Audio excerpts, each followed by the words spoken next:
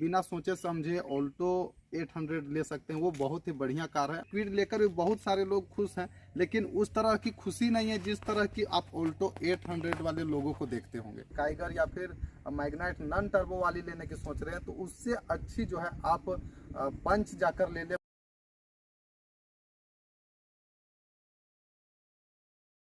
नमस्कार दोस्तों, मेरा नाम राजेंद्र कुमार है। स्वागत करते हैं आप सभी का एक और नए वीडियो में। आज की वीडियो में हमारे साथ में ऑटो बाइक्स इंडिया से प्रकाश कुमार भी हैं। तो प्रकाश कुमार का हमारे वीडियो में सबसे पहले तो स्वागत करते हैं। और आज हम लोग एक बहुत ही इम्पोर्टेंट टॉपिक पर जो है डिस्कस करने वाले हैं, जहां पर हम लोग बात करने वाले हैं कि 2022 में आपको कौन कौन सी गाड़ियां लेनी चाहिए और कौन कौन सी गाड़ियां आपको अवॉइड करनी चाहिए। इसको हम लोग जो है एक सेगमेंट वाइज और ब्रांड वाइज भी एनालिसिस करेंगे कि कौन सी गाड़ी आपके लिए परफेक्ट है। तो सबसे पहले हम लोग एंट्री सेगमेंट से स्टार्ट करते हैं।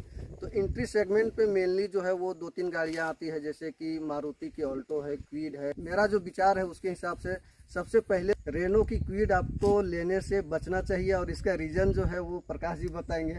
तो क्या वजह है कि आज की डेट में उसको नहीं लेना चाहिए? देखिए, सबसे बड़ी बात है कि रेनो तो लेनी चाहिए, लेकिन क्विड इसीलिए नहीं लेनी चाहिए क्योंकि उसके सिर्फ लुक्स जो हैं वो ठीक है। बाकी अगर आप इंजन देखें तो बहुत ज़्यादा अंडर पावर है। प्लास्टिक मटेरियल या फिर आप बिल्ड क्वालिटी देखें या फिर सेफ्टी रेटिंग देखें, वो भी आपको कुछ खास नहीं मिलती है। सर्विस भी आपको नहीं मिलती है उस ढंग से जिस ढंग से आपको दूसरी गाड़ियों की मिलती है।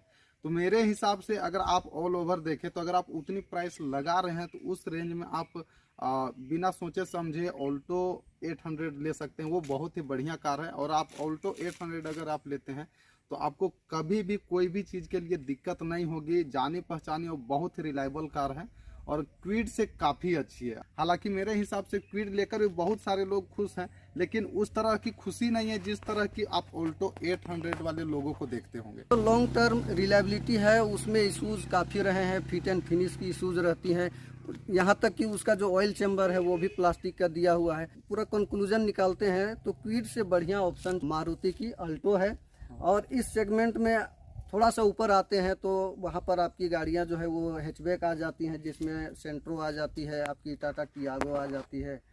तो यहाँ पर कौन सी गाड़ी बेहतर होगी? मतलब मेरे हिसाब से तो आपको आज की डेट में सेंट्रो अब छोड़ देना चाहिए। देखिए, सेंट्रो से बढ़िया आपको टियागो लेनी चाहिए, क्योंकि टियागो जो है उसकी हर चीज़ आपको अच्छी मिलेगी। यहाँ पर देखें तो इंजन, बाकी वहाँ पे बिल्ड क्वालिटी सब कुछ आपको बढ़िया मिलती है। टियागो में जब आप बैठते हैं तो सीट की कंफर्ट भी काफ़ी बेहतरीन मिलती है। और वहीं पे अगर आप सेलेरियो की बात करें तो उसकी प्राइस भी थोड़ी बहुत ज़्यादा है अगर देखा जाए तो उस हिसाब से। और जिस तरह की कार जो आई है मार्केट में सेलेरियो, एक आपको उसमें प्लस पॉइंट मिलता है सर्विस और उसकी माइलेज जो है वो। लेकिन सिर्फ अगर आप माइलेज को देखकर लेते हैं सेलेरियो तो ठीक है, लेकिन फिर भी यहाँ पे अगर दोनों को देखें तो टियागो बहुत ही बढ़िया कार है अगर आप इस रेंज में देखें या फिर इस सेगमेंट में देखें तो। प्लस है इसकी सेफ्टी भी अव्वल दर्जे की आपको मिलेगी। इस सेगमेंट में जितनी भी गाड़ियाँ हैं उससे बेटर मिलेगी। एकदम बिल्ड क्वालिटी आपको अच्छी मिलेगी। इंजन जो है आपको 1200 सीसी का मिलेगा। जब हम लोग टाटा की बात कर ही रहे हैं तो यहाँ पर आपको एक गाड़ी जो है और अवॉइड करनी है, वो है आपकी टाटा की टिगोर। खास करके अभी 2022 में देखिए, अभी के बाद जो है मेरे पास भी टाटा की टिगोर ही है, लेकिन उस वक्त अलग कुछ था कि टिगोर की बहुत डिमांड थी, या फिर आप उस सेगमेंट में जितने भी देखते थे। अभी भी आप देखें तो टिगोर के बाद अगर आप कोई भी कार बिक रही है तो वो है आपकी डिजायर। डिजायर को छोड़ दे तो बाकी कोई भी उस सेगमेंट की कार नहीं बिक रही। जो आप टिगोर लेते हैं उससे अच्छा आप टियागो ही लें। टिगोर में आपको सिर्फ बूट स्पेस ही ज़्यादा मिलती है, बाकी आपको कुछ भी ज़्यादा नहीं मिलता है। दूसरी चीज़ है आप टिगोर अगर लेते हैं तो उसमें अंडर पावर थोड़ा सा उसमें भी महसूस होता है, टियागो में जो टियागो की तुलना में उसकी वेट जो है बढ़ ज़्यादा है। दूसरी चीज़ क्या है कि अगर आपको हमेशा बड़ी बूट स्पेस की जरूरत है या फिर आपको एक सीडान कार ही लेनी है तो टिगोर लें। सेम चेसिस, सेम प्लेटफॉर्म, कोई भी डिफरेंस नहीं मिलेगा, सिर्फ आपको जो है बूट स्पेस का डिफरेंस मिलेगा।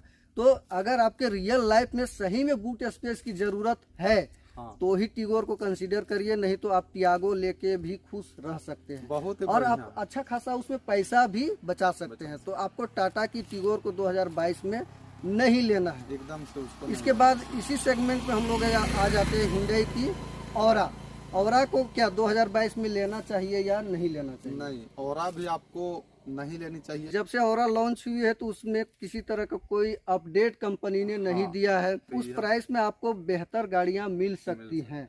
आप एक कॉम्पैक्ट एसयूवी की तरफ जा सकते हैं, है कि नहीं? हाँ। अब मारुति की कुछ गाड़ियों की बात कर लेते हैं। तो इसमें जो आपको अवॉइड करना है वो आपको मारुति की जो एस्प्रेसो है उसको आप नहीं खरीदें। उसकी एक तो रीज़न है, सबसे पहले मैं आपको बता देता हूं कि उसकी बिल्ड क्वालिटी और सेफ्टी जो है वो एकदम जीरो है, और उसकी डिज़ाइन इस तरह से बनाई गई है कि जब आप हाईवे पर चलते हैं तो वो कहीं से भी आपको स्टेबल फील नहीं कराएगी। प्लस उसका जो इंजन है ठीक है, 1 लीटर का इंजन दिया गया है, अंडर पावर तो महसूस नहीं होती है क्योंकि इतनी हल्की कार है। तो उससे अच्छा तो मैं फिर कहूँगा कि आप ऑल्टो ही ले ले तो ज़्यादा बढ़िया है। ऑल्टो ही कुल मिलाकर के ऑल्टो में आपके पैसे भी बच जाएंगे, कोई पैसे भी तुक नहीं है बचेंगे। एस्प्रेसो की कीमत को देना या उसकी कीमत जो है वो जस्टिफाई नहीं करती है। और अगर थोड़ा सा 50,000 1 लाख रुपये का बजट आप बढ़ा सकते हैं तो मारुति की ही गाड़ी लेनी है तो आप जो है वैगनार की तरफ जा सकते हैं। उसकी सेफ्टी भी लगभग ठीक ठाक है, 2 स्टार का स्कोर की हुई तो उतनी बुरी गाड़ी नहीं है, और आपको 1200 सीसी का इंजन मिलेगा। मेरे हिसाब से सेलेरियो को भी अवॉइड ही करें तो बेहतर होगा। इसके बाद हम लोग बात करते हैं कॉम्पैक्ट एसयूवी गाड़ियों की।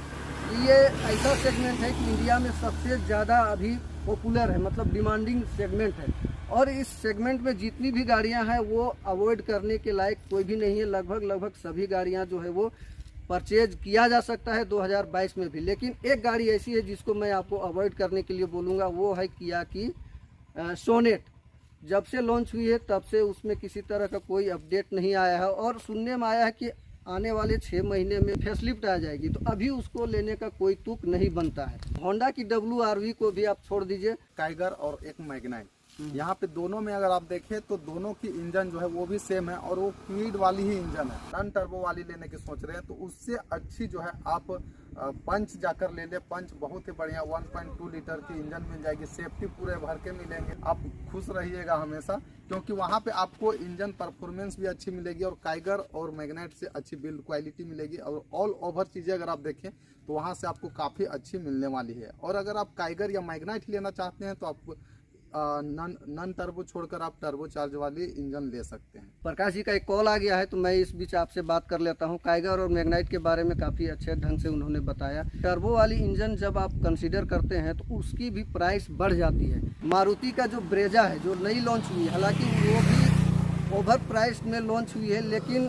2022 में मेरे हिसाब से वो गाड़ी आपको एक बार कंसीडर करनी चाहिए। अच्छी खासी सेफ्टी भी मिल जाती है, बिल्ड क्वालिटी भी मिल जाती है, और 1500 सीसी का जो है आपको पेट्रोल इंजन मिल जाता है जो कि काफ़ी रिलायबल है और काफ़ी स्मूथ भी है।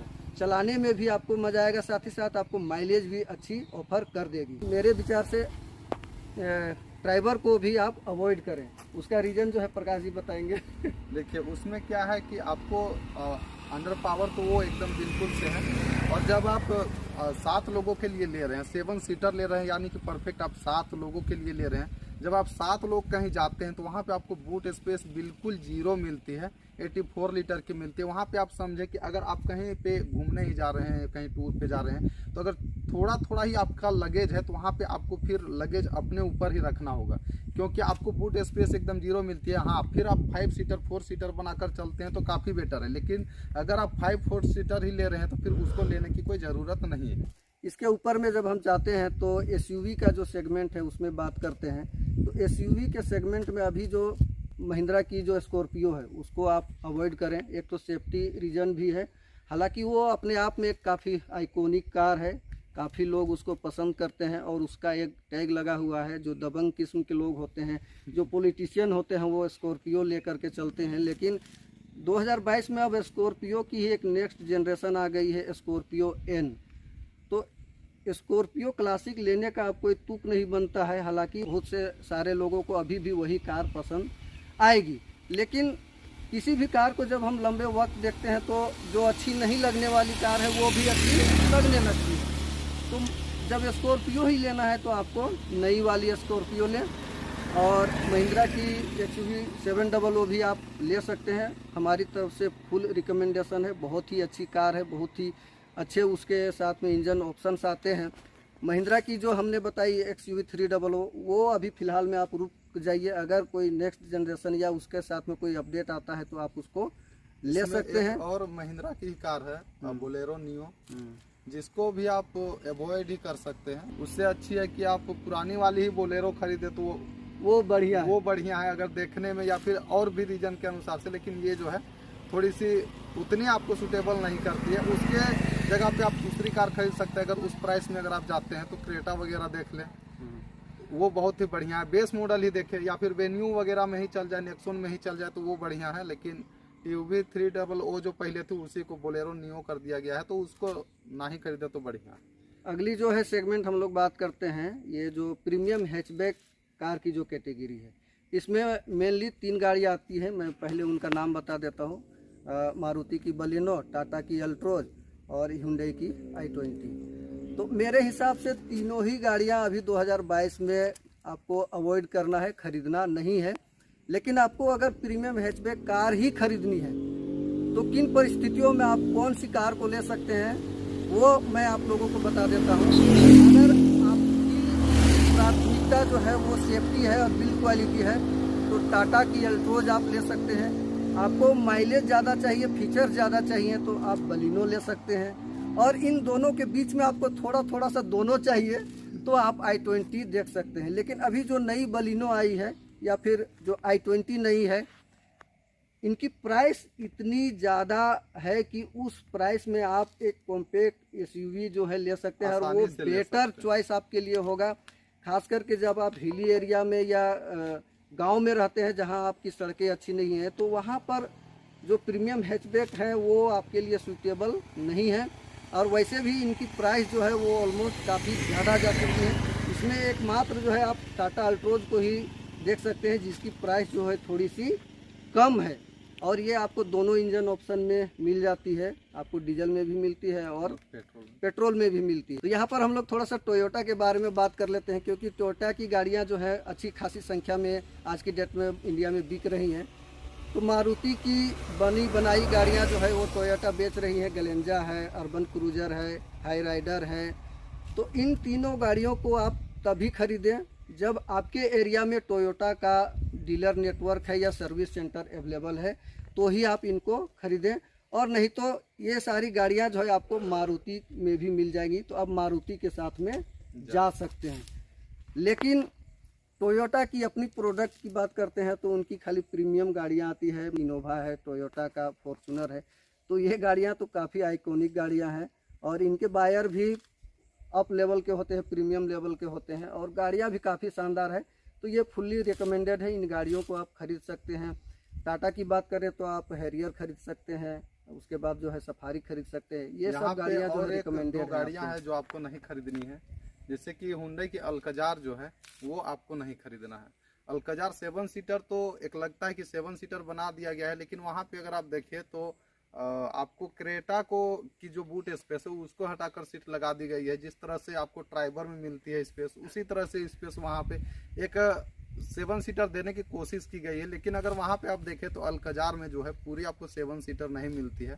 दूसरी किया की कार्निवल, वो भी जो है एक प्रीमियम कार है, लेकिन वहाँ पे किया की कार्निवल भी इंडिया में उतनी चल नहीं रही है और उसके जगह पे आप फॉर्च्यूनर ही ले तो ज़्यादा बढ़िया है। और यहाँ पे अल्काजार के जगह में अगर आप सफारी लेते हैं तो बहुत ही बढ़िया है। और अल्काजार एक रीजन से आपको और भी अवॉइड करना है कि उसमें जो इंजन ऑप्शंस दिए गए हैं, आपको क्रेटा वाली जो डीजल इंजन है वही दी जाती है। हालांकि पेट्रोल का इंजन जो है वो अच्छा खासा आपको पावर दे देगा। हुंडई की जो सिस्टर कंपनी है किया, वो भी एकदम अल्काजार के जस्ट एकदम उसकी लेवल में गाड़ी जो है निकाली है, किया की कैरेंस। तो वो भी ज़बरदस्ती सेम ड्राइवर वाली स्थिति लागू होती है कि 7 सीटर कंपनी तो देने की कोशिश की है, लेकिन वो प्रॉपर 7 सीटर नहीं है। हालांकि एकदम वो नई कार है, आउटडेटेड तो नहीं कर सकते हैं, फीचर्स के साथ में लोडेड है। तो किया की कैरेंस को आप 2022 में कंसीडर कर सकते हैं अगर आपकी ज़रूरतों को वो फुलफिल करती है तो ये कुछ गाड़ियां हमने आप लोगों को बताई कि कौन सी गाड़ियां आपको 2022 में लेनी है और कौन सी नहीं लेनी है। अगर आप 2022 में या 2023 में गाड़ी लेने की सोच रहे होंगे तो एक बेहतर आइडिया आपको लग पाएगा। और इस वीडियो को यहीं क्लोज करते हैं और मिलते हैं अगले वीडियो में। Till then good bye, take care, जय हिंद, वंदे मातरम।